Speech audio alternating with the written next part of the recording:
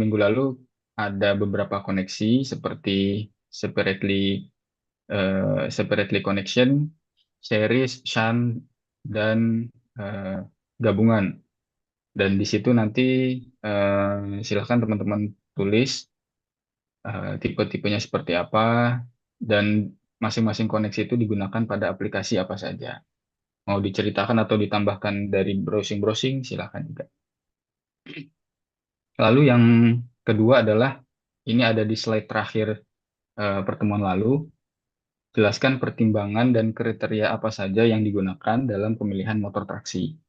Supaya teman-teman nanti punya sense. Siapa tahu teman-teman juga ada insight lain yang kebetulan ketemu, entah dari ChatGPT atau nanti dari googling, silahkan dituliskan. Intinya kita persempit di 4 tipe motor, tiga, mohon maaf, ya, 3 tipe motor, motor DC, induksi, dan PMSM. Karena memang itu yang populer di aplikasi motor traksi.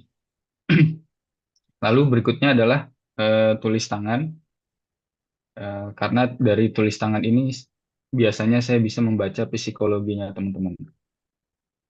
Nggak perlu banyak-banyak, satu halaman saja oke, di scan atau di foto ya. Nah, kriteria penilaiannya benar 80% dan kerapihan 20%.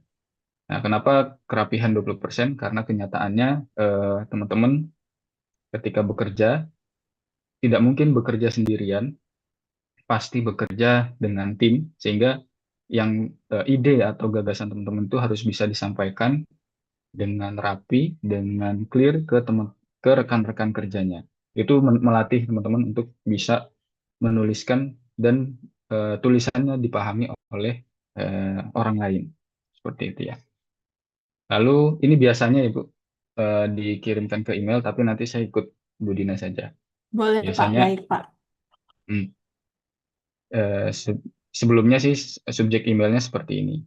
Karena ada di pertemuan tugas power semiconductor, jadi nanti judulnya seperti ini. Karena nanti ada lagi satu kuis dari materi power semiconductor. Oke, itu atau mau di screenshot dulu teman-teman silahkan. Nanti juga materi akan saya berikan melalui Pak Din.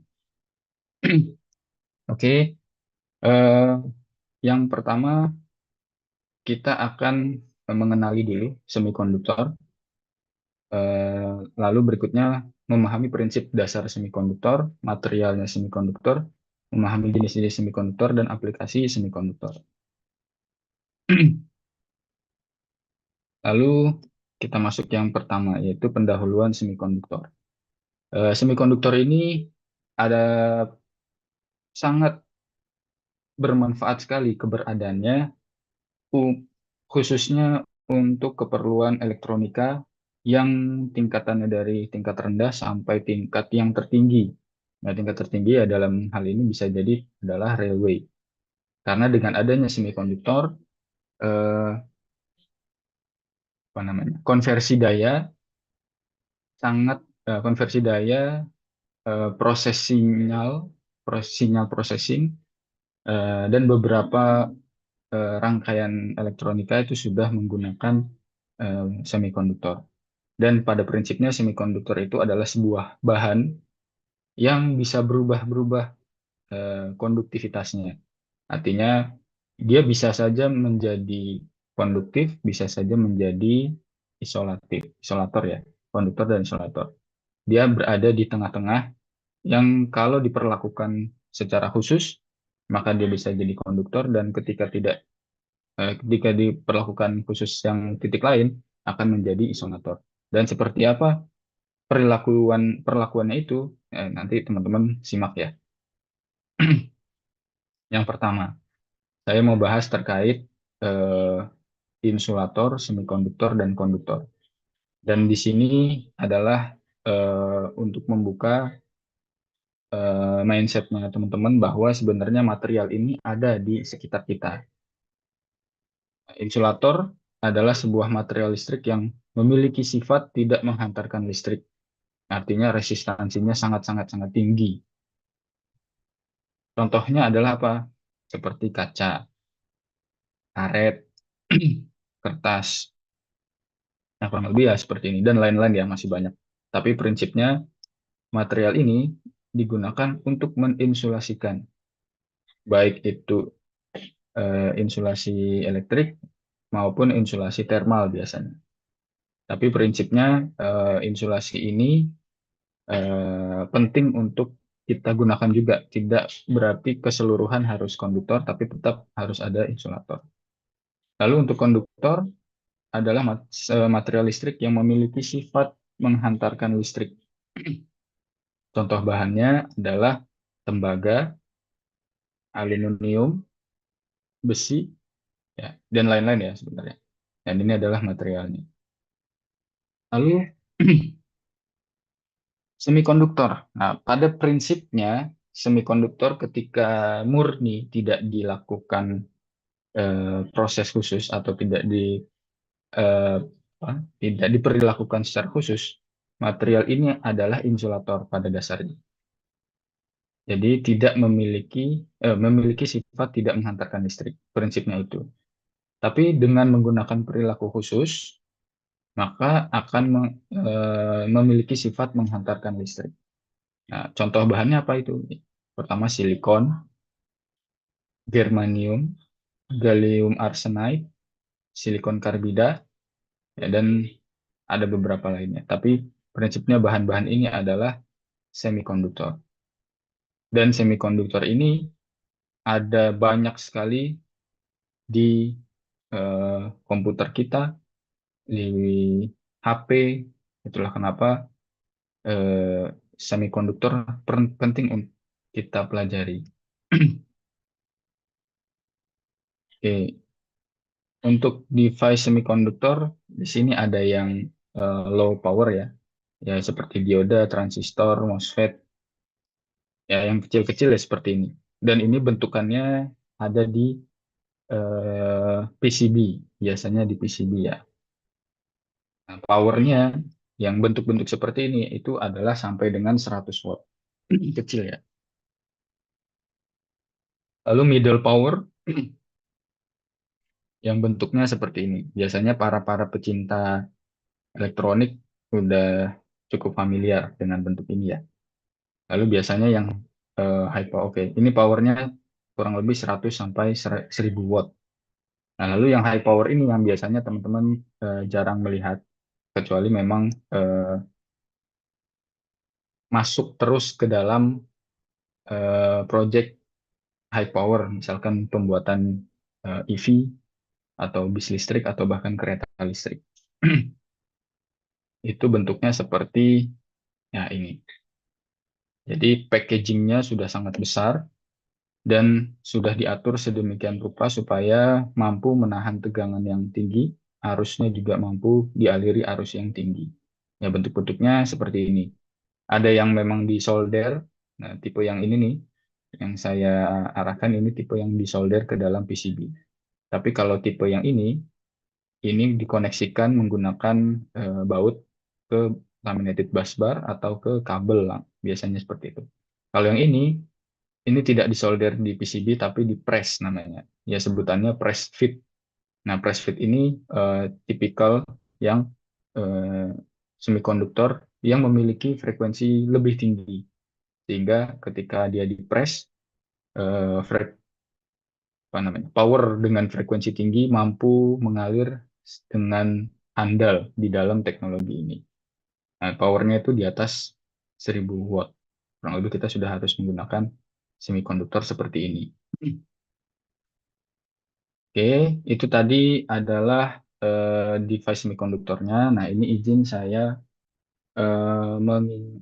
membuka kembali beberapa rangkaian listrik, tapi memang rangkaiannya sudah bertemu dengan rangkaian device semikonduktor. Nah, ini perlu teman-teman pahami, siapa tahu nanti juga jadi ahli di bidang ini ya. Ini simpelnya aja. Eh, Device semikonduktor yang pertama itu adalah dioda.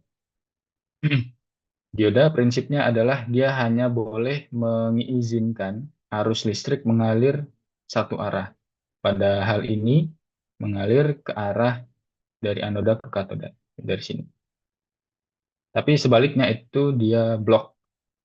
Nah, nanti apa eh, bagaimana caranya dia ngeblok ini? Nah, itu nanti teman-teman stay tune aja ya, karena akan saya bahas. Sehingga ketika forward bias,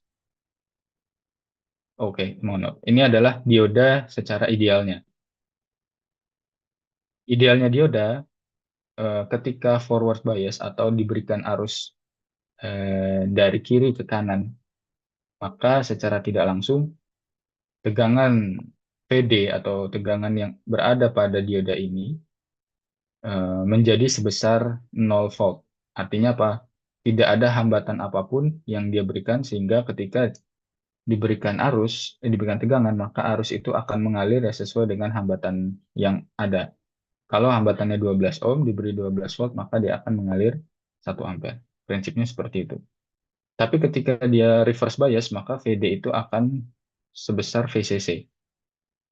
Itu dia kekuatannya ya. Ketika diberi 12 volt, tapi dia dibalik, maka dia juga punya tegangan 12 volt karena dia ngeblok prinsipnya ya. Prinsipnya dia ngeblok tegangan ini sehingga eh, apa namanya? Secara hukum KVL, Kirchhoff Voltage Law, di dalam loop ini eh, apa namanya? Sumber tegangan yang dirasakan oleh resistor akan nol karena 12 dikurang 12 seperti itu. Sehingga secara grafik seperti ini ya. Ketika VD-nya di atas nol, ketika VD-nya di atas nol, maka arusnya ya bisa sebesar mungkin sesuai dengan hambatan yang tersedia. Tapi ketika negatif, maka dia akan ngeblok arusnya. Sehingga grafiknya dioda ideal itu adalah seperti ini. Ya. Nah, yang kedua adalah dioda secara real. Jadi sebetulnya ketika eh, kita mau memberikan atau apa ya, kita mau memberikan aplikasi forward bias, maka setidaknya kita harus punya tegangan 0,7 volt atau tegangan threshold pada masing-masing eh, material semikonduktor. Anggaplah ini adalah dioda silikon yang nilainya 0,7 volt. Ada beberapa nilai lain tergantung dari materialnya. Sehingga ketika forward bias, maka tegangan di dioda ini sebetulnya akan drop 0,7, tapi secara tidak langsung juga ketika tegangan VCC nilainya lebih kecil dari 0,7, maka arus itu belum bisa mengalir. Prinsipnya seperti itu. Sehingga ketika tegangannya baru mulai di 0,7, barulah dia akan mengalir. Tapi dia akan konstan memiliki drop tegangan sebesar 0,7. Lalu kenapa ada tegangan 0,7 ini? Nah, ini akan kita bahas berikutnya. Sebutannya itu adalah depletion depletion voltage, seingat saya.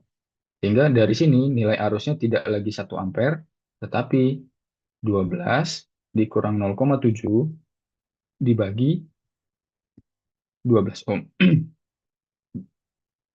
Sehingga menghasilkanlah 0,94 ampere. Tapi ketika reverse bias, ini tetap sama, eh, tegangannya sesuai dengan nilai tegangan VCC. Seperti itu. Sehingga arusnya ya 0 ampere. Sehingga secara grafik dia seperti ini. Dia belum bisa mengaliri arus ketika masih lebih kecil dari 0,7 volt. Ketika sudah lebih besar, maka dia langsung memberikan arus. Kurang lebih seperti itu. Ini adalah dioda real model pertama. Oke, yang berikutnya adalah dioda real yang kedua.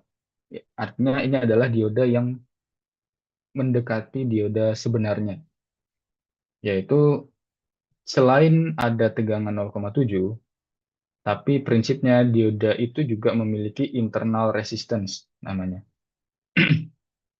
Sehingga itu juga ikut menghambat besarnya nilai arus. Jadi kalau nanti teman-teman eh, mencoba di sebuah rangkaian dengan memberikan 12 volt, lalu ada 12 ohm ya, dengan tambahin dioda, terus nanti teman-teman lihat kok arusnya cuma 0,87 ya, atau tidak memiliki nilai eh, sesuai hitungan, karena kalau dihitungan kan ada 1 ampere gitu ya. Sehingga dari sini teman-teman bisa mengetahui bahwa di dalam dioda itu juga ada drop voltage-nya, tapi juga ada internal resistance-nya. Nah, inilah yang menahan nilai arus tadi. Dan secara tidak langsung ini adalah salah satu alasan dioda itu akan terdisipasi panasnya. Karena secara tidak langsung kan ketika ada arus yang mengalir di sebuah resistor, maka eh, dia akan memiliki eh, disipasi daya, yaitu I kuadrat R. Ya. Lalu anggaplah di sini RD-nya ya, RD-nya kita anggap 1 ohm. Ya, ini hanya gambar, tapi di rangkaian ini kita masukkan 1 ohm.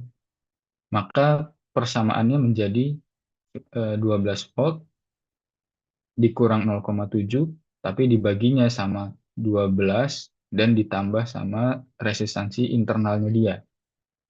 Sehingga nilai arusnya tidak lagi 1 ampere, bahkan tidak 0,9 yang seperti slide sebelumnya, tapi menjadi 0,87 ampere. Dan semakin besar tegangan yang diberikan, maka dia drop tegangan yang terjadi karena resistansi internalnya dioda juga semakin besar. Nah, untuk yang reverse bias ya tetap sama, dia akan eh, menahan arusnya. Sehingga secara grafik adalah seperti ini. Dia baru mulai naik di angka 0,7 di sini ya. Tapi setelah itu dia memiliki eh, apa namanya? Gradien ya, kemiringan dari kurva ini sehingga tidak sepenuhnya lurus seperti slide sebelumnya, tidak lurus seperti ini ya. Tapi ada kemiringannya. Nah, kemiringan inilah disebabkan oleh eh, RD-nya atau internal resistance-nya si dioda. Ya. Nah, dari sini nanti jadi teman-teman bisa membayangkan ketika mendesain yang high power, nilai-nilai ini cukup krusial karena nilai ini yang akan menjadikan dioda tadi mendisipasikan daya. Yang ujungnya nanti teman-teman gunakan untuk menghitung pendinginan. Kurang lebih ya seperti itu. Oke. Yang kedua, nah yang kedua ini adalah bipolar junction transistor atau singkatannya adalah BJT ya. Nah, BJT ini prinsip dasarnya adalah gabungan dari dua dioda yang di titik tengahnya itu diberikan terminal. Jadi kalau teman-teman mau mengetahui dioda, prinsipnya dioda itu adalah semikonduktor tipe P dan semikonduktor tipe N yang digabung. Nah, nanti penjelasannya ada di slide-slide berikutnya ya.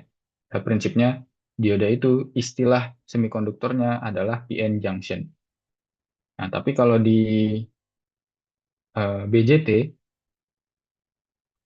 bukan lagi PN, tapi gabungan dengan semikonduktor tipe lainnya. Ada yang PNP, artinya di sini semikonduktor tipe P, tipe N, dan tipe P. Lalu yang NPN ya tipe N, tipe P, dan tipe N. Nah, nanti apa itu tipe N, apa itu tipe P, juga saya akan bahas ya. Tapi prinsipnya di sini yang teman-teman perlu ketahui adalah definisi transistor atau secara arti singkatannya adalah transfer resistor, artinya merupakan sebuah device elektronika yang nilai resistansinya itu bisa dirubah-rubah. Jadi teman-teman bisa ngebayangin ada resistor yang nilai R-nya itu berubah-berubah, tapi yang membuat dia berubah adalah nilai dari arus basis. Seperti itu ya. Sehingga prinsip dasarnya dari BJT adalah menghitung nilai gain atau bukan gain ya. Dari informasi gain dari datasheet atau yang sebutannya adalah beta ini, maka kita bisa mengetahui berapa sih besarnya arus kolektor yang mampu dialiri atau yang mampu mengalir pada rangkaian dengan diberikannya arus basis. Prinsipnya gitu ya. Jadi kalau teman-teman lihat di sini, ketika di sini ada sumber tegangan, ya di sini ada sumber tegangan ya, itu yang mengalir ke sini ya, ya otomatis baliknya ke sini. Tuh ya. Nah, dari sini berapa sih besarnya arus IC yang mampu mengalir? Nah, itu sebetulnya dipengaruhi oleh arus IB. Seperti itu. Nah, jadi arus IB inilah kunci arus IC bisa mengalir besar, kecil, atau bahkan cut off. Seperti itu. Nah, dari sini baru masuk ke rangkaiannya. Nah, anggaplah di sini eh, ada dua sumber tegangan. Sumber tegangan basis untuk mengalirkan arus IB dengan arus VC. Ini adalah yang akan diperkuatnya. Jadi prinsipnya ketika ada VB, lalu ada RB, maka pasti akan mengalir IB ya, teman-teman.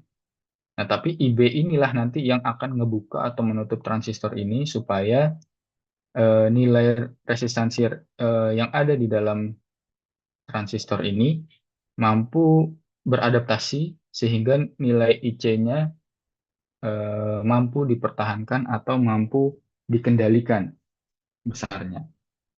Seperti itu ya. Nah, dari sini teman-teman bisa lihat ada beberapa mode operasi BJT. Yang pertama adalah cut off, yang kedua adalah saturation, dan yang ketiga adalah forward active. Kalau di dalam grafik, definisi cut off region itu adalah nilai cut off yang tidak memungkinkan arus IC itu mengalir, atau andaikan ada arus, itu adalah arus bocornya saja. Arus bocor dari si transistor. Sehingga apa yang bisa kita lihat dari sini, yaitu ketika kita berikan IB 0 mikroampere, maka sebetulnya arus yang bisa mengalir pada transistor ini ya mendekati 0. Ya, anggaplah di sini 0. Lalu ketika kita berikan 10 mikroampere, lalu kita naikkan tegangannya, di VC ini dinaikkan, maka arus itu akan mengalir, tapi akan mentok di sini, 1 miliampere. Seperti itu. Jadi semakin tinggi nilai VCE-nya, tapi semakin dia tahan eh, arusnya, sehingga arusnya itu hanya mengalir 1 ampere saja. Tapi kalau kita mau menambah besarnya arus tadi, maka harus ditingkatkan lagi arus base-nya atau arus basisnya. Nah, kita lihat di sini semakin tinggi arus base yang dialiri, maka semakin besar juga arus kolektor yang mampu mengalir. Lalu apa bedanya active region sama saturation region? Nah, active region itu adalah di mana uh, area di mana transistor ini mulai melimit nilai maksimumnya. Jadi anggaplah kalau kita berikan ini ya 10 mikroampere, maka dia maksimumnya nilai IC yang bisa mengalir adalah ya 1, sekian ya. Anggaplah 1 miliampere ya. Sehingga ketika arus IC yang sebenarnya ini, misalkan ya VC-nya kita turunkan sekali, otomatis kan nilai IC-nya juga turun. Nah, tapi ketika VC kita naikkan, nah IC-nya naik, tapi di satu titik IC-nya ini tidak bisa naik lagi karena dilimit oleh transistor ini. Nah, definisi ketika sudah terlimit, itu definisinya adalah active region. Tapi ketika sebelum terlimit, artinya ketika VC-nya sangat kecil atau nilai RC-nya ini ya besar ya, sehingga terhambat oleh RC, bukan karena transistornya. Nah, itu definisi saturation. Jadi ada tiga region yang teman-teman perlu ketahui ya di sini. Nah, contoh perhitungannya ada di sini. Oh, ini harusnya ada animasinya ini ya. Oke lah.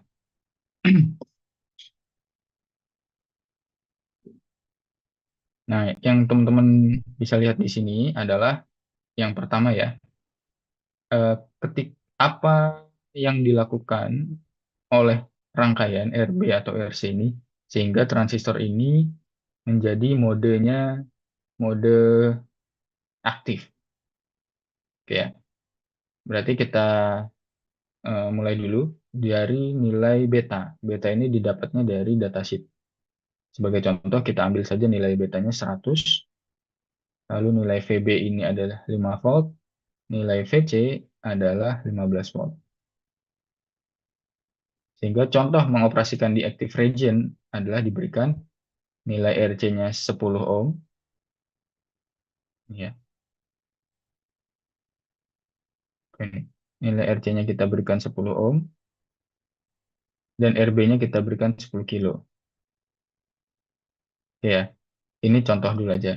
Yang pertama, nilai berapa besarnya nilai IB? Nah, ini yang teman-teman perlu ketahui. Besarnya nilai IB itu adalah PB atau tegangannya yang ada di sini dikurang VBE. Nah, VBE ini apa? Ini adalah drop voltage-nya karena prinsipnya di sini adalah satu sisi dioda ya.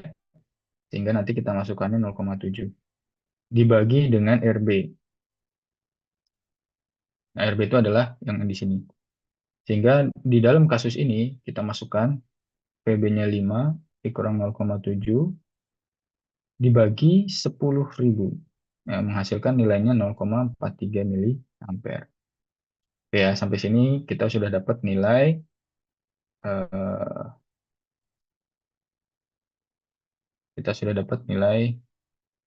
arus IB-nya.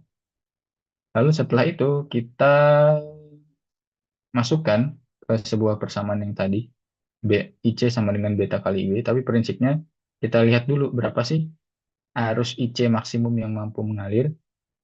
Nah, kita hitung dulu ya dengan menggunakan persamaan ini. Kita masukin betanya adalah 100 dikali dengan IB, IB-nya ini ya, 0,43. Sehingga arus yang bisa mengalir pada IC, walaupun belum ada sumber tegangan ya misalkan, maka itu adalah 43 miliampere. Nah, sehingga di sini sudah saya notes, 43 miliampere di atas merupakan nilai arus maksimum yang dapat mengalir pada kolektor. Nah, tapi arus IC-nya sebenarnya bukan 43 miliampere secara murni ya, karena dia butuh dibangkitkan dulu oleh VC. Jadi jangan sampai nanti teman-teman membayangkannya eh, tidak ada sumber tegangan VC, tapi dengan diberikan IB, tahu-tahu mengalir IC-nya. Wah, itu berarti bisa jadi free energy kan. Tapi ini kan enggak. Jadi bukan tiba-tiba IC itu mengalir sebesar 43 miliampere, tapi harus dibangkitkan dulu juga dengan menggunakan tegangan VC yang ada di depan ini ya. Ini harus ada tetap. Nah, sehingga dari sini nilai arus VC yang murni mengalir itu adalah VC dibagi RC, yaitu 15 dibagi 10. Sehingga ketika rangkaian itu tidak ada transistornya, maka seharusnya nilai IC mengalir 1,5 ampere. Ya kan? Nah, tapi dari sini, ya teman-teman perlu lihat, karena eh, nilai 1,5 ampere ini, ya, ini dibandingkan dengan ini, maka lebih besar 1,5 ampernya. Artinya nilai ini adalah nilai di atas yang diizinkan atau di atas batas, ya, batas limitnya. Maka yang akan mengalir nanti adalah ini 43 miliampere. Itu prinsip dari transistor mode aktif. Sehingga karena IC max-nya lebih kecil daripada IC yang sebenarnya, maka arus IC terlimit oleh nilai IB sehingga disebut dengan mode aktif. Seperti itu, ya. Nah, area mode aktif itu adanya di, ya, di sini. Bisa di sorry.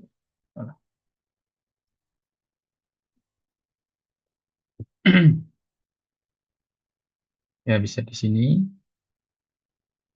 ya. eh Salah lagi, Mak. Ya, di areanya ya di sini, ya, dan di sini, lalu di sini, di sini. Nah, ini adalah area aktif karena dia sudah terlimit seperti itu. Lalu secara kesimpulannya ini teman-teman lihat transistor mode aktif. Nah, ini digunakan sebagai amplifier. Hal ini bertujuan agar arus yang kecil, ya, agar arus yang kecil pada basis itu dapat mendrive arus yang besar pada kolektor. Nah, ini terjadinya di mana? Ya, di amplifier masjid, teman-teman, misalkan. Jadi sinyal yang masuk di mikrofon itu kan kecil, ya. Sehingga bisa jadi VB-nya itu kecil sekali dengan kemampuan power yang kecil, tapi dengan adanya sumber tegangan yang tinggi, sehingga anggaplah RC ini speaker, speaker, speakernya, sehingga nanti kan di sini, eh, nah, anggaplah nanti di sini harusnya gini, ya. Ini kan suara kita tuh. Nah, karena dia berubah-berubah seperti ini, maka di transistor ini kan resistansinya juga ikut, ya, berubah-berubah. Tapi secara nggak langsung IC-nya juga berubah, tapi nilainya besar. Nah, ini yang disebut dengan amplifier. Jadi sangat berguna sekali, ya, keperluan semikonduktor ini. Dia bisa digunakan berbagai macam. Hingga dari mode aktif kita bisa mengaplikasikan BJT sebagai mode amplifier. Oke. Nanti bisa dibaca-baca berkali-kali lagi supaya lebih paham, ya. Oke, yang kedua itu adalah mode saturasi. Nah, ini yang teman perlu pahami juga, ya. Ketika mode saturasi secara rangkaian sama, ya. Beta sama, PC-nya sama, VB-nya sama, tapi yang kita mainkan nanti di nilai RC dan RB. Nah, diberikanlah nilai RC 100 ohm dengan RB 1 kilo. Kita hitung dulu, ya. Yang pertama, ketika RB-nya 1 kilo, maka kita hitung nilai IB berapa sih? VB dikurang VBE dibagi RB. 5 volt, ya, dikurang 0,7, ini adalah dropnya dioda, dibagi 1000. Didapatlah nilainya 4,3 miliampere. Kita hitung berapa sih arus IC yang bisa diizinkan, yaitu beta dikali IB. Udah dimasukin, ternyata dapat nilai 430 miliampere. Nah, notes-nya perlu diketahui 430 miliampere tadi merupakan nilai arus maksimum yang dapat mengalir pada kolektor. Tapi arus IC yang murni itu dihasilkan dari tegangan VC-nya. Sama, ya, seperti tadi. Lalu kita lihat di sini, VC-nya adalah 15 dibagi 150, maka menghasilkan 150 miliampere. Artinya apa? Kita compare lagi sekarang. Ini kita bandingkan nilainya, ya. Ternyata nilai 150 miliampere ini lebih kecil dari yang diizinkan. Artinya ya dia akan lewat sesuai dengan respon naturalnya. Sehingga dari sini nilai IC adalah 150 miliampere. Karena IC max itu masih lebih besar daripada IC. Jadi yang diizinkan dapat 30, tapi yang mengalir masih hanya 150, maka arus IC adalah nilai yang murni dari tegangan PC. Nah, sebutan mode ini adalah mode saturasi. Nah, areanya tuh ya di sini. Ya, yang masih pada di sini semua nih, areanya. Belum masuk ke mode limit.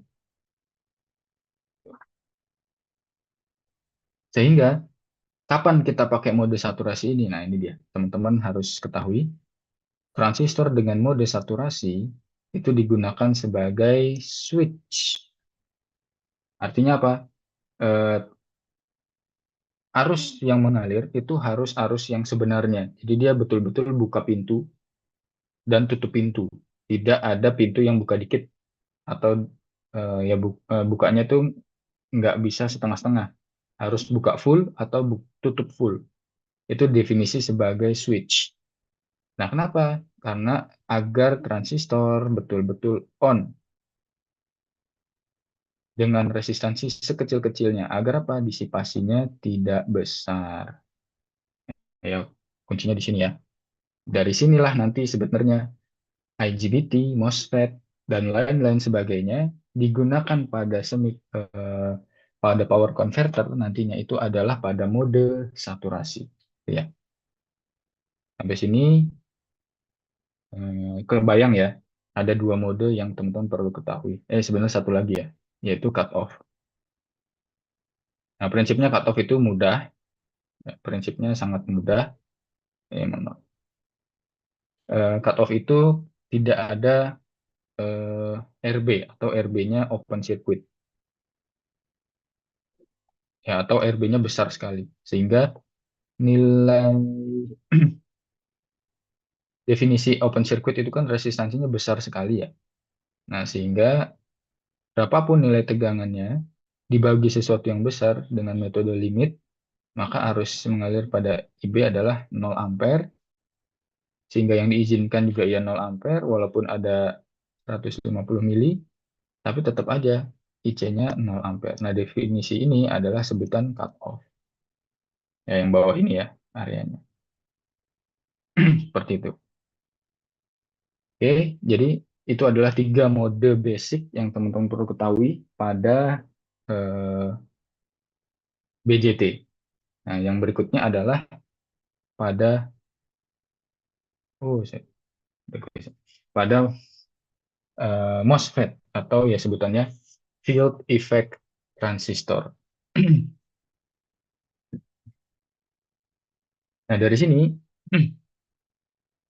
saya mau memberitahu bahwa ketika kita merasa BJT, dia membutuhkan arus untuk mampu membuka atau menutup jalannya IC ya dalam hal ini ya.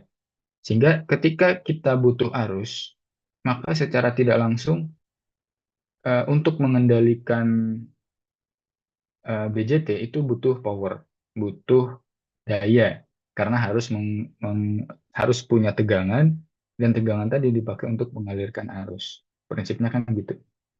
Nah, tapi dengan menggunakan field effect transistor, bisa jadi tanpa power sama sekali. Kenapa? Karena field effect transistor hampir sama seperti transistor umumnya, tapi metode aktivasinya menggunakan tegangan. Bedanya itu ya. Nah, ini dia. Device elektronika yang mampu mengubah-ubah nilai resistansi berdasarkan tegangan gate. Jadi, kalau tadi berdasarkan arus, kalau sekarang berdasarkan tegangan gate.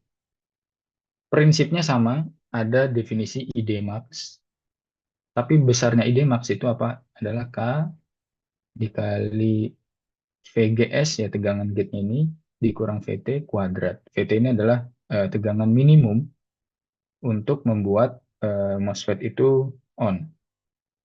Nah, di dalam grafik ini kebetulan nilai VT-nya adalah 2 volt dan masing-masing MOSFET itu beda-beda. Oke ya. Jadi dari sini yang teman-teman perlu ketahui ketika membuka datasheet-nya MOSFET, maka teman-teman akan melihat grafik ya ini. Jadi semakin tinggi nilai VGS yang diberikan, maka semakin tinggi pula arus ID yang diperbolehkan mengalir secara maksimum. Nah, dalam hal ini kita lihat misalkan diberikanlah 8 volt, maka dia mampu mengalirkan arus ini ya. Anggaplah ini 8 volt ya. Terus mampu mengaliri arus 10 miliampere. Tapi tetap dengan prinsip yang sama seperti BJT, arus 10 miliampere ini adalah arus maksimum. Nilai sebenarnya itu bergantung dari nilai eh, pemberi arusnya tadi yaitu VD dibagi RD.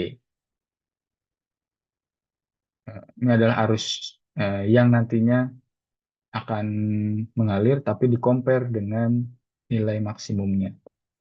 Jadi ketika berada di area saturasi, ya berarti dimainkannya di area ini. Oke, benar nggak ya? Salah. Pada salah. Nah, ini, di area ini. Nah, area ini adalah area saturasi. Nah, yang area ini ya itu area aktif. Tapi di bawah 2 volt, ya ini ya, di bawah 2 volt ya di sini ya areanya, itu area cut off. Karena ketika belum mencapai 2 volt, maka prinsipnya MOSFET itu belum bisa on dan atau nilai VT-nya bergantung dengan datasheet. Ada yang 4 volt, ada yang 6 volt ya bergantung ya. Tapi prinsip dasarnya adalah seperti ini. Oke, sampai sini kalau ada yang bingung nanti bisa ditanyakan kembali. Tapi prinsipnya adalah yang saya ceritakan di sini adalah eh, bagaimana device semikonduktor itu mampu mengatur rangkaian listrik, besar-besarannya listrik seperti itu. Dan itu berguna sekali di dalam engineering power converter. Oke, nah berikutnya ini adalah tugasnya teman-teman, kuis yang ketiga ya. Nah, silakan kalau mau di screenshot dulu, sebelum nanti kan saya juga akan kirimkan ya materinya. Silakan di screenshot dan diberitahu ke ya teman-temannya yang di awal tadi belum belum sempat join. Ada tiga soal kuis ya berarti di sini. Yang pertama tadi dan pertama dan kedua itu adalah tentang motor dan generator. Isinya adalah uraian, teman-teman bisa cerita. Dan yang nomor tiga ini adalah terkait perhitungan. Jadi yang tadi saya sudah ceritakan, eh, ketika BJT dioperasikan menggunakan tiga operasional eh, strategi tadi, maka membutuhkan nilai resistansi-resistansi yang ada di rangkaian untuk bisa mengubah modenya ke tiga mode. Begitu juga dengan MOSFET atau FET ini ya. Ini memiliki mode active, saturation, dan cutoff persis seperti BJT. Nah, tapi nanti teman-teman buat perhitungan berapa sih besar VG, besarnya RD ya di sini. Berapa besar VG dan berapa besar RD? Kalau yang pada BJT kan ada R, RB ya. Nah, karena di sini adalah sebutannya gate, ini adalah drain, ini adalah source, maka ini bukan lagi VC tapi ya VD. Dan ini bukan lagi VB tapi menjadi VG. Nah, sehingga teman-teman nanti silahkan bebas atur dan nilainya bisa berbeda-beda tiap-tiap mode. Nah, itu silahkan teman-teman hitung. Kalau mau mode aktif harus berapa VG dan RD-nya, mode saturasi harus berapa, dan cutoff harus berapa. Dengan keterangan ini ya. Threshold-nya 2 volt dan nilai K-nya adalah 0,278 kali 10 pangkat min 3 ampere per volt kuadrat. Dengan nilai VD-nya kita kunci di 100 volt ya. Dengan syarat yang sama persis seperti pada BJT, ketika ID max lebih besar dari ID, maka dia disebut dengan saturasi. ID max lebih kecil dari ID, sebutnya aktif. Seperti itu ya. Nah, nanti teman-teman tulis tangan supaya karena kenapa tulis tangan? Karena dengan teman-teman tulis tangan saya bisa mengetahui psikologinya teman-teman semua. Lalu di scan dan di foto. Nah, kriteria penilaiannya adalah benar 80% dan ada kerapihan. Nah, kenapa penting kerapihan ini? Karena di dunia kerja nanti teman-teman tidak bekerja sendirian. Ketika nanti teman-teman perlu memberikan insight atau melaporkan laporannya teman-teman, baik itu tulis tangan ataupun menggunakan dokumen digital, dokumen tersebut harus dengan mudah dipahami oleh orang lain, sehingga ide yang teman-teman miliki itu harus mampu dipahami dengan mudah oleh rekan lainnya supaya diskusi itu berjalan dengan lancar. Biasa itu pengalaman yang saya miliki saat ini. Jadi saya sedikit sharing dan mencoba menerapkan ke pengalaman dini yang teman-teman lagi jalani ini. Lalu biasanya sebelumnya ya itu di email ke email saya, tapi nanti ikut Budinang. Lalu dengan subjek emailnya seperti ini. Biasanya sebelum-sebelumnya seperti ini. Lalu berikutnya mengikut ya. Oke, berikutnya ini adalah material semikonduktor.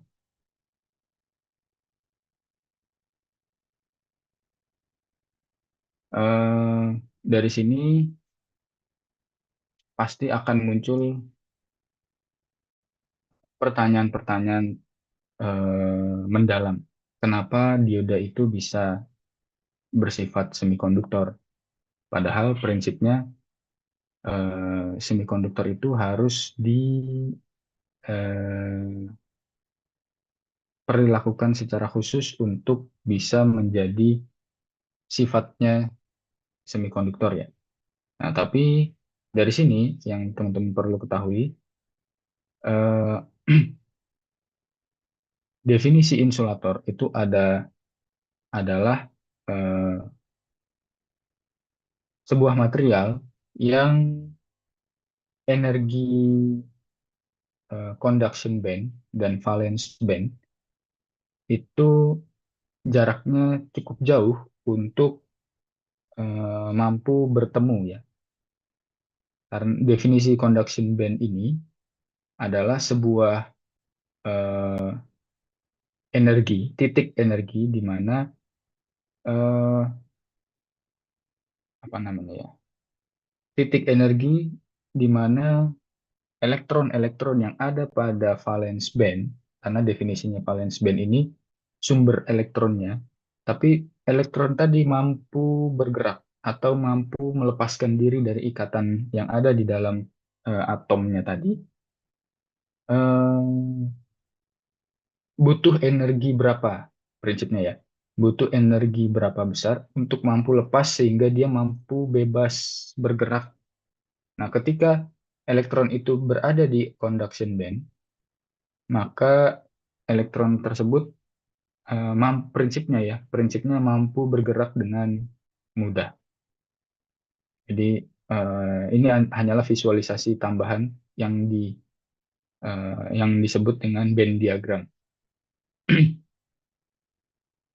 Nah, kalau pada konduktor, prinsipnya pada konduktor Conduction band dengan valence band ini overlap. Artinya tidak perlu energi apapun, maka dia akan mampu diberikan atau akan mampu membuat elektron tadi ya lepas karena prinsipnya elektron tadi tidak terikat dengan kuat oleh si inti atomnya. Lalu definisi semikonduktor itu adalah sebuah material yang valence band dan conduction bandnya memiliki nilai energi gap yang tidak terlalu besar, tapi juga tidak sampai overlap. Itu prinsip semikonduktor. Sehingga eh, apa namanya? Sehingga eh, ketika kita mau melepaskan sebuah elektron tadi, maka tidak membutuhkan energi yang besar. Dan biasanya material semikonduktor ini harus berada pada posisi elektron valensi 4. Contohnya apa? Contohnya silikon. Nah, silikon ini kan eh, elektron terluarnya jumlahnya 4 ya, yang disebut dengan elektron valensi. Atau germanium, nah, germanium juga elektron valensinya 4. Nah, definisi elektron valensi ini adalah yang elektron yang ikatannya paling lemah karena paling ujung, paling jauh sekali dari inti. Nah, dari sini eh, ketika kita mau membuat semikonduktor ini bisa menjadi konduktor atau insulator, maka kita harus mendoping sebuah semikonduktor dua ini dengan semikonduktor dengan material yang memiliki elektron valensi 3 untuk menjadi tipe P dan elektron valensi 5 untuk menjadi tipe eh, N seperti itu. Nah, sehingga oke ini adalah masih semikonduktor intrinsik ya. Nah, dari sini kan ikatannya itu masih sangat eh, beratur karena lengannya 4 ya. Sehingga definisi energi intrinsik itu berada di eh, tengah-tengah ini. Definisinya adalah ketika energi intrinsik ini mau digunakan sebagai eh, konduktor, maka nanti dia akan berubah menjadi atau naik ya, akan naik ke atas atau akan turun ke bawah. Yang kita lihat nanti di sini. Yang pertama, eh, proses doping. Proses doping adalah menginfuskan semikonduktor intrinsik dengan unsur lain. Nah, definisi semikonduktor intrinsik adalah silikon, germanium, ya atau gallium arsenide. Nah, dari sini, jika didoping dengan unsur dengan elektron valensi 3, ini yang tadi saya sebutkan ya, maka semikonduktor intrinsik tadi disebut dengan semikonduktor tipe P. Nah, definisi tipe P ini apa? Nah, teman-teman bisa lihat di sini, silikon itu kan punya tiga, silikon itu punya 4 lengan. Nah, lalu kebetulan di sini kita doping dengan boron yang memiliki elektron valensi 3. Sehingga prinsipnya dia masih punya sisa satu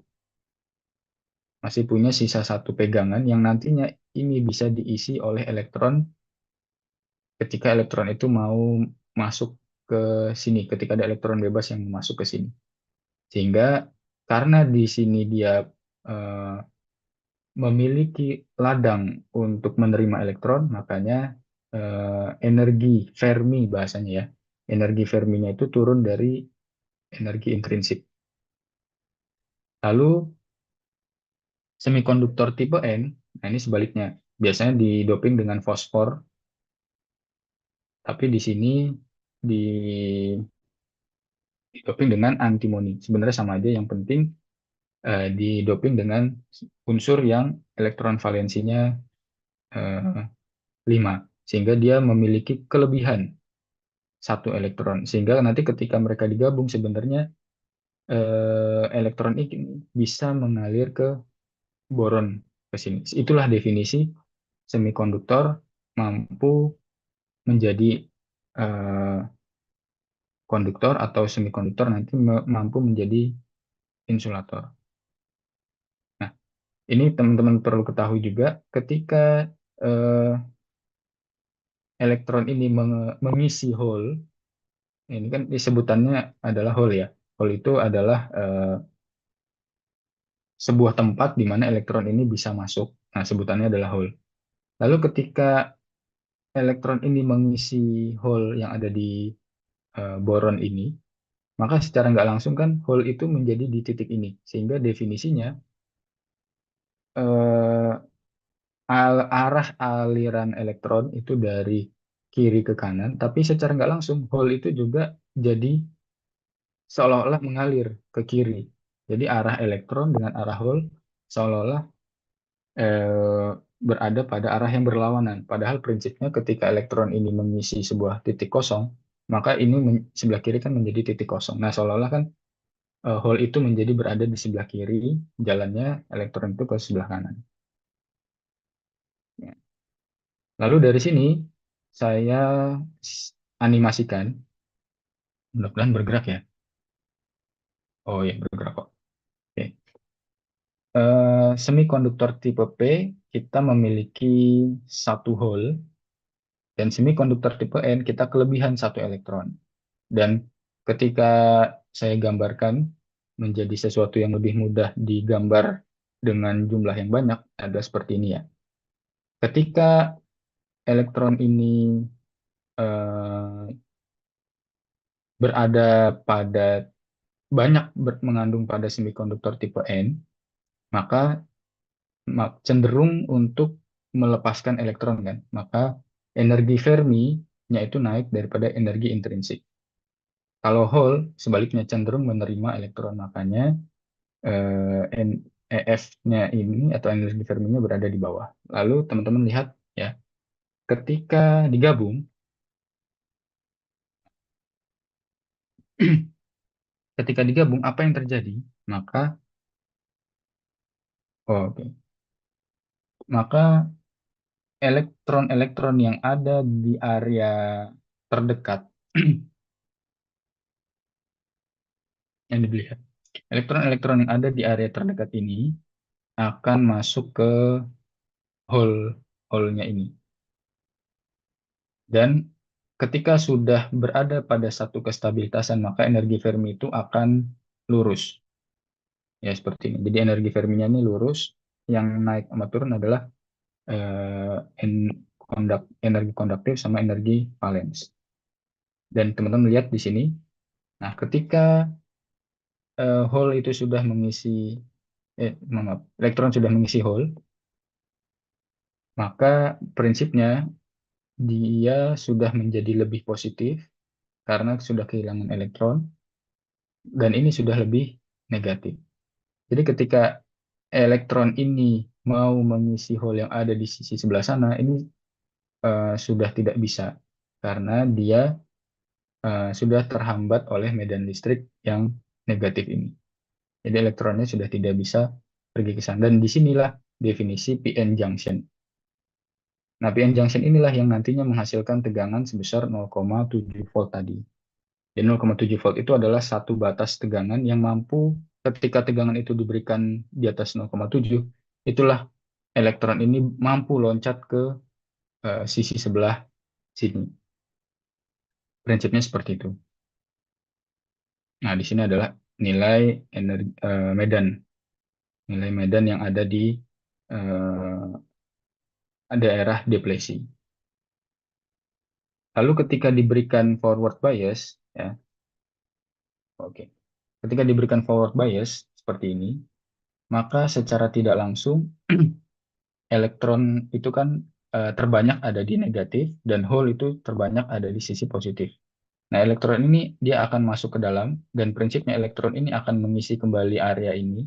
Tapi elektron ini juga akan dengan mudah masuk ke hole ini, tapi dia karena jumlah hole itu lebih banyak di sisi sumber, makanya elektron inilah tidak akan menjadi berpasangan dengan hole ini, sehingga arus ini masuk ke dalam, ya, tapi dia lebih memilih untuk keluar sehingga arus itu bisa mengalir karena elektron itu mengalir dari negatif ke positif. Tapi kalau hole mengalirnya dari positif ke negatif.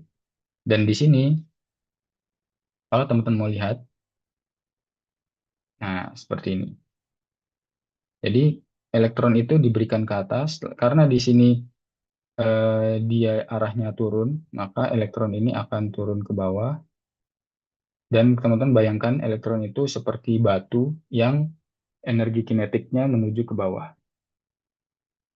Dan hole itu seperti gelombang, gelembung ya, gelembung udara yang energi kinetiknya ke atas. Sehingga dari sini ketika forward bias, arus itu mampu mengalir dengan mudah. Sebaliknya ketika reverse bias, nah ketika reverse bias, elektron-elektron ini lebih memilih untuk mengisi hole. Sehingga hole-hole ini terisi semua dan elektron yang ada di semikonduktor tipe ini akan mengalir ke hole sumber sehingga tidak ada lagi elektron dan tidak ada lagi hole. Efeknya apa?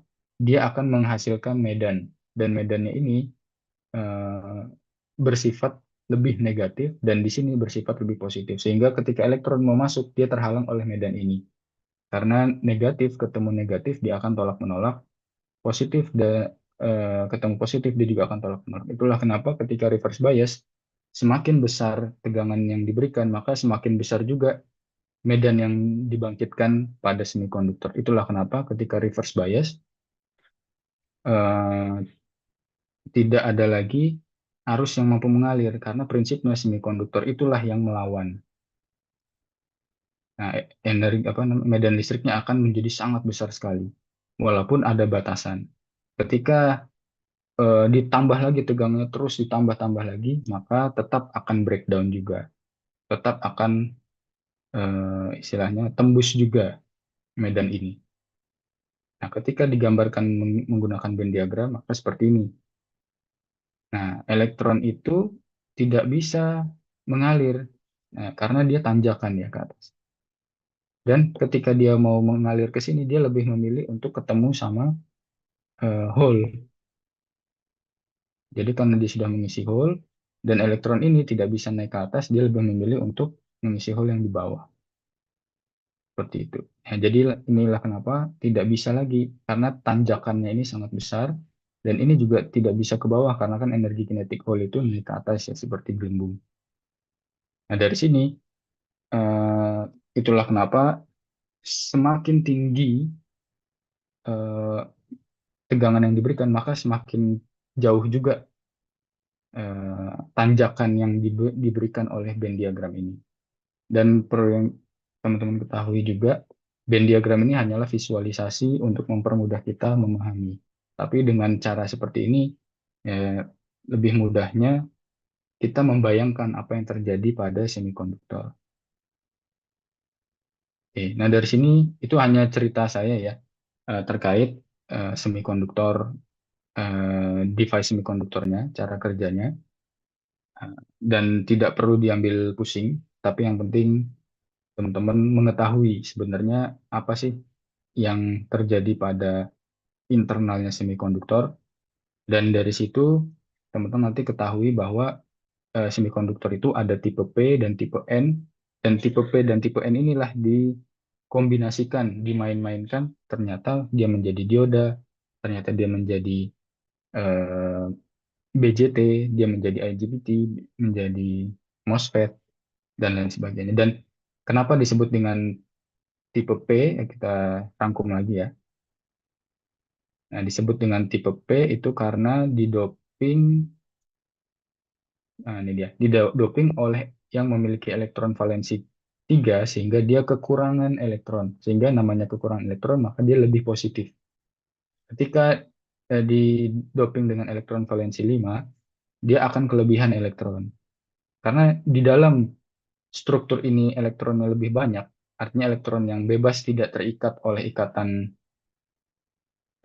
kovalen, maka dia hanya terikat oleh ikatan ion, maka itulah kenapa jumlah elektron yang mampu bergeraknya banyak.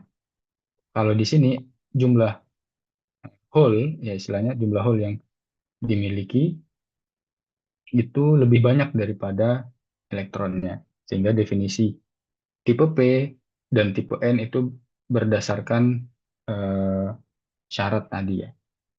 Nah, yang penting teman-teman tahu dulu apa yang terjadi di sana. Dan ini memang sepenuhnya materi yang diajarkan pada teknik elektro dan tidak perlu pusing-pusing karena ini hanya dikenalkan saja. Nah, ini yang paling penting malah di sini ya.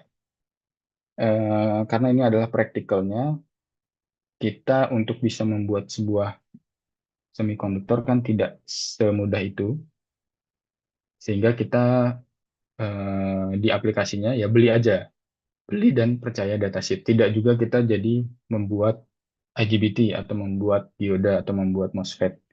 Mungkin di masa depan bisa jadi ya Indonesia kalau maju teknologinya memungkinkan, tapi kalau tidak memungkinkan ya kita beli aja. Tapi kita perlu tahu gimana caranya mengintegrasikan semikonduktor ini menjadi sebuah hal yang berguna untuk sistem propulsi. Yang pertama, semikonduktor ini memiliki beberapa musuh. Yang pertama adalah suhu, lalu ada ukuran berat, yaitu ada yang berikutnya adalah gate driving, yang berikutnya adalah stray inductance. Nah, ini adalah musuh utamanya. Ketika kita mau, pertama ya, ketika kita mau menghandle suhunya, maka apa solusi yang harus kita lakukan? Ya, kita simulasi rangkaian elektronika, lalu kita desain heatsinknya, dan kita simulasikan panasnya. Lalu untuk masalah ukuran dan berat, nah biasanya switching frekuensi semakin tinggi, berat itu semakin menurun, karena ukuran filter pasti lebih kecil. Tapi yang teman-teman perlu ketahui adalah semakin tinggi switching frekuensi, maka akan memiliki masalah di EMI dan EMC management. Sehingga yang harus dilakukan adalah kita harus mampu mendesain busbar dan PCB frekuensi tinggi. Itu untuk mengeliminasi masalah ukuran dan berat. Nah, untuk masalah gate driving, kita perlu mendesain dan memperhatikan gate charge dari sebuah IGBT atau MOSFET, karena gate charge ini hanya ada di IGBT dan MOSFET ya, dan Miller capacitance, dan kita mendesain gate driver dengan baik. Lalu stray inductance, ini ujungnya ke spike dan ringing, di mana spike dan ringing ini adalah sesuatu yang mampu merusak IGBT, mampu merusak MOSFET dan komponen lainnya ya. Nah, sehingga harus mendesain snubber yang baik dan desain busbar dan PCB juga yang baik. Untuk gate driving, apa yang kita perhatikan yaitu adalah gate charge. Gate charge itu adalah eh, seberapa besar kapasitansi gate yang perlu kita isi. Nah, prinsipnya ya seperti itu. Itu definisi gate driving.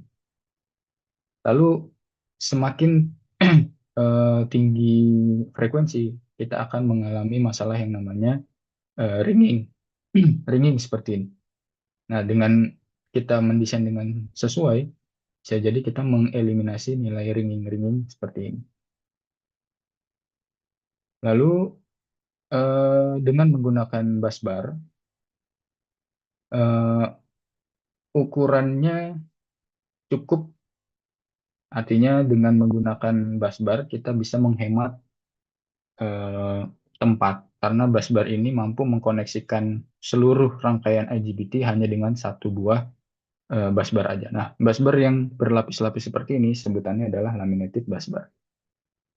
Sehingga di sini mampu mengurangi drop tegangan, mengurangi efek thermal, dan kekuatan mekanik yang cukup. lalu mengurangi induktansi. Nah, ini dapat mengurangi spike. Dan di tengah-tengahnya ini diisi oleh dielektrik untuk mampu menahan tegangan. Lalu untuk masalah thermal dan heatsink, nah ini kita harus melakukan simulasi dulu. Jadi sebetulnya dari datasheet kita masukkan data-datanya, kita fit curve-nya ya. Jadi curve-nya digambarin ke dalam eh, aplikasi sehingga nanti mampu menghasilkan nilai disipasi seperti ini. Ketika kita sudah mendapatkan nilai disipasinya, maka itu akan menggunakan eh, bahan untuk memberikan ke supplier heatsink atau bahan untuk diberikan ke desainer heatsink. Jadi untuk mengetahui seberapa besar sih disipasi panas kita, nah itu didapatkan dari simulasi. Nah ini yang berikutnya thermal simulation-nya. Jadi yang urut-urutannya ya, dari teman-teman modeling dulu IGBT-nya. Jadi IGBT-nya harus mode real. Lalu kedua, IGBT yang sudah real tadi dimasukin ke rangkaian, lalu dijalankan simulasinya, lalu nanti keluar nilai disipasi panasnya. Baru disipasi panas tadi dimasukkan ke dalam 3D-nya heatsink, lalu disimulasikan. Ternyata suhu-suhunya kelihatan oke, suhunya cukup nih, tidak di atas batas kemampuan si IGBT. Biasanya syarat yang kita berikan adalah pendingin itu harus mampu mendinginkan semikonduktor ketika operasional normal yang menghasilkan suhu di bawah suhu maksimum si IGBT tadi. Biasanya IGBT itu suhu maksimumnya 125 derajat. Nah, dalam hal ini kan nilainya di 103 dan 72, berarti artinya masih cukup ya. Bukan hanya natural cooling, tapi juga force cooling ya. Teman-teman nanti bisa melihat ketika disembur angin, maka thermal distribution-nya seperti apa. Lalu yang final inverter design adalah seperti ini. Jadi kalau teman-teman nanti mau mendesain sebuah inverter, nah finalnya bentukannya kurang lebih seperti ini. Di dalam sebuah rangkaian inverter, teman-teman nanti pasti akan pastinya punya IGBT, lalu ada gate drivernya ini yang warna hijau. Lalu karena IGBT ini panas, dia didinginkan oleh heatsink. Ya, heatsink ini nanti bisa disembur angin atau tidak, tergantung perhitungan simulasinya. Lalu ada laminated busbar ini yang warnanya silver. Lalu ada kapasitor. Nah, ini ada kapasitor ya. Nah, kapasitor ini yang nantinya juga akan meredam spike-spike yang ada pada IGBT-nya tadi. Lalu ada sensor arus dan ya terminal. Ya kurang lebih seperti itu yang bisa saya sampaikan pada pertemuan ini. Silahkan jika ada yang ingin ditanyakan, utamanya yang cara-cara menghitung tadi ya, teman-teman. Oke, Silakan teman-teman ya, ya jika ingin bertanya, khususnya tadi yang perhitungan yang akan muncul di kuis ya. Jadi pada nggak bisa jawab kuisnya, nanti tanya sekarang aja gimana cara ngitungnya. ya silahkan teman-teman. Ya, Mungkin yang di awal tadi, nah ini kan yang ada yang belum datang ya. Silahkan kalau mau di screenshot dulu. Dan yang ingin bertanya juga silahkan. Nanti ada nilai tambahan. silakan izin dari Pak Pak Sugandi nanti untuk jawabannya kita ada Google Classroom Pak. Jadi nanti mahasiswa Oke, mengirim di situ saja. Nanti jawabannya saya juga bisa kirim ke emailnya Pak Sugandi. Semua oke, jawaban oke. teman-teman. Jadi saya rekap, saya kirim ke Bapak. Oke, siap. Atau biar saya di-invite juga aja Bu ke Oh boleh, Google boleh, Classroom. boleh, boleh, boleh Karena Pak, boleh. karena seingat saya juga Pak Hadian dulu Invite ya Pak. punya punya Google Classroom ya. Oke, siap. Izin Emailnya Pak, saya ini Pak, ini ya, Bu, oke. mohon maaf. Nanti Saya silahkan tuh di-invite. punya Pak materinya propulsi memang yang semester lalu yang dari Pak Hadian. Saya lihat kurang lebih sama. Betul, betul. Sama, jadi saya kirim izin Pak untuk materinya. Oke, Bu, silakan. Ini juga setiap selesai pertemuan sih saya kirim ke Pak Dena, Oh iya. mungkin di forward kali ya ke Ibu. Kalau Pak Dena belum ada nge-forward sih, mungkin Pak Dena lupa atau sibuk apa, tapi Oh saya gitu, oke punya oke. ya. Oh gitu, oke oke. Ya, Atau nanti gimana Pak? ini Bu, saya save nomor Ibu aja, Oh, boleh, eh, boleh, boleh. saya langsung kirim karena Siap.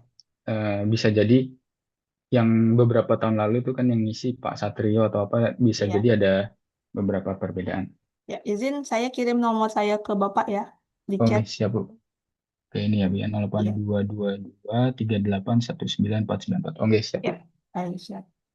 Baik, teman-teman, silahkan Udah, jika ada yang mau bertanya atau mungkin bertanya mengenai perhitungan tadi, dipersilahkan.